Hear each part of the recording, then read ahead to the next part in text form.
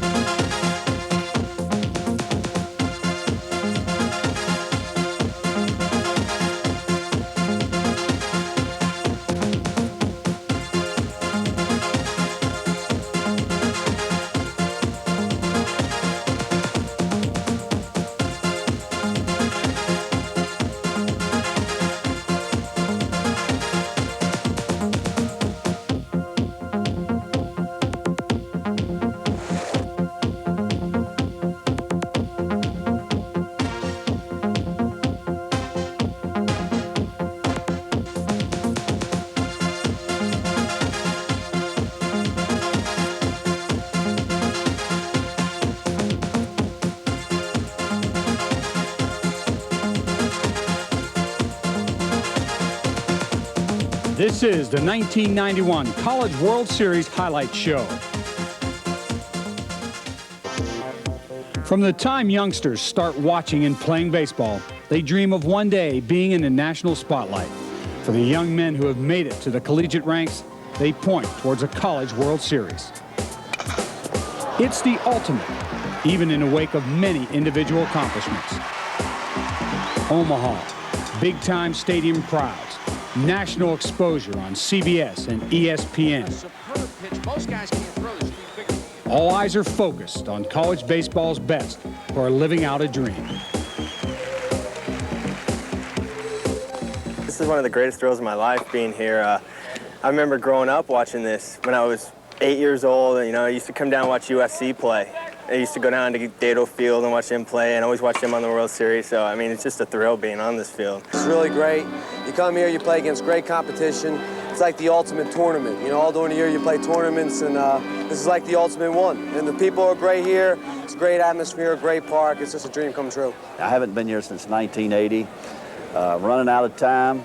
It's a great feeling. We're very proud. All the guys are thrilled. Most of our parents are here. A lot of people from Clemson, and I just hope we can have a good show today. You know, ever since I was about 6 years old, along like the rest of my teammates and all these guys out here, all you ever want to do is come to the College World Series. And, well, we're here now. We're going to make the best out of it and see how we do. Well, I can remember growing up with my dad and after church, you know, spending a Sunday afternoon watching a World Series game, and I always thought about how nice it would be to get there, and that's the reason I chose a Division I school to go play baseball, and now I'm here, so it's a dream come true, definitely.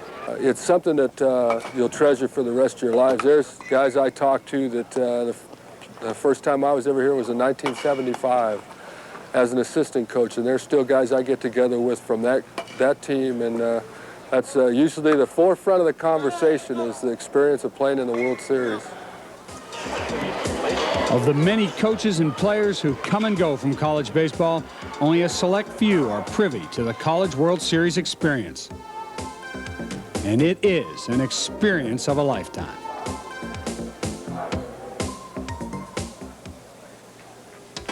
More than 270 teams opened the season with hopes of playing in Omaha. But by the time the finishing touches were being put on Rosenblatt Stadium for the big show, only 8 remained. And for the fans of Omaha, this one was special.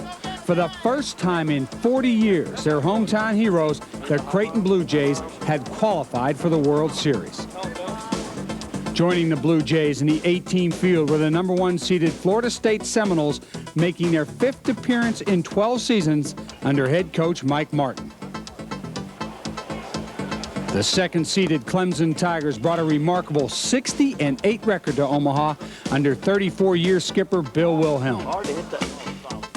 Seeded 3rd, the Wichita State Shockers, winners of the '89 College World Series, posted another 60-win season under head coach Gene Stevenson.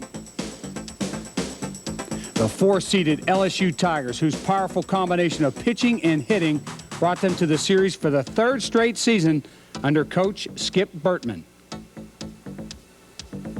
The Florida Gators, the 5th seed, led by coach Joe Arnold, won 25 of 29 games down the stretch to make their 2nd appearance in 4 years.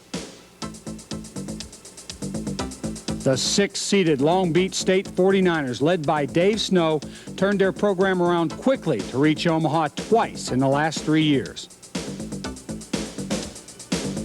And finally, the A-seeded Fresno State Bulldogs, guided to its 15th straight winning campaign by coaching Hall of Famer Bob Bennett. As the 1991 College World Series was about to commence, the consensus was that this was the most even and most unpredictable field in tournament history. Both Louisiana State and Wichita State had gone unscathed through 4 regional games and 3 College World Series games to reach the big show. The Shockers relied on great pitching and defense throughout the 1991 season, and now Gene Stevenson's team was ready to repeat their 1989 title. The Tigers, making their first ever championship game appearance, had been a part of the last 3 College World Series, but finally were in a position to win it all, thanks to an unrelenting offensive attack. This was a classic confrontation between Wichita State knuckle curve phenom Tyler Green and the LSU power tandem of Lyle Mouton, Gary Hemel, and the rest of the Tiger lineup that was hot top to bottom. It was 1-0 LSU without a base hit when designated hitter Pat Garrity made the Tigers' first hit good for a 2-0 lead. With Hemel on first and Mouton on second, Garrity singles to left, scoring Mouton on a close play at the plate.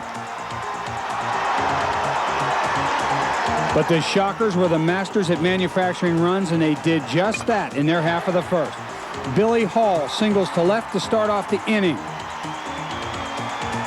He wastes no time in an attempt to steal second.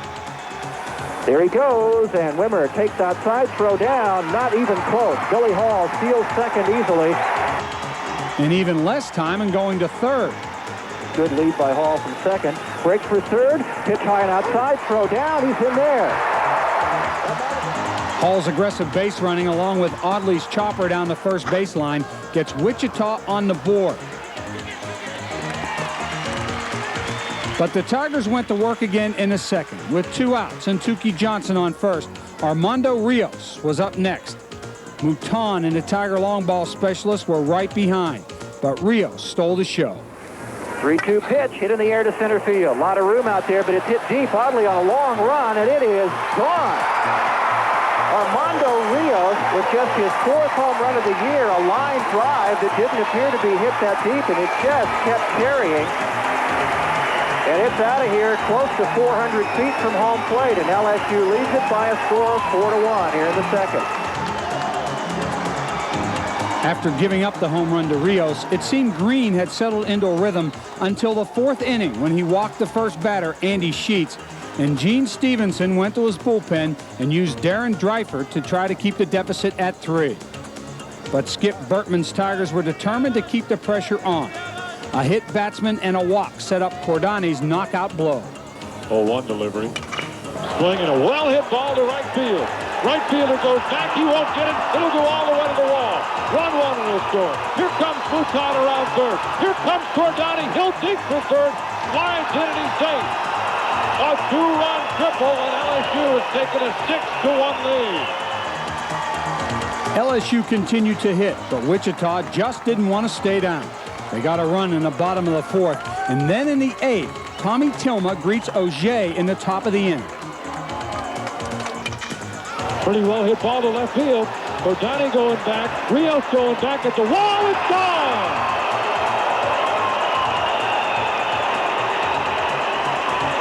Gilman's 6th home run of the season. And Herb, all of a sudden, you can see the Wichita State team come back alive.